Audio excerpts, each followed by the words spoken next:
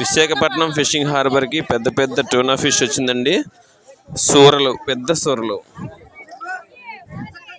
ఒక్కొక్కటి మనిషి అంతేసి బరువు ఉంటాయి, అంతకంటే ఎక్కువ కూడా.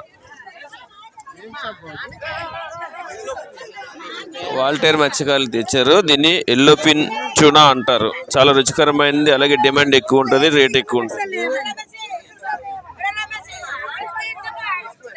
చూసారా, తోక భాగంలో ఎల్లో కలర్ లో ఉన్నాయి, అందుకే ఎల్లో పిన్ ట్యూనా అంటారు.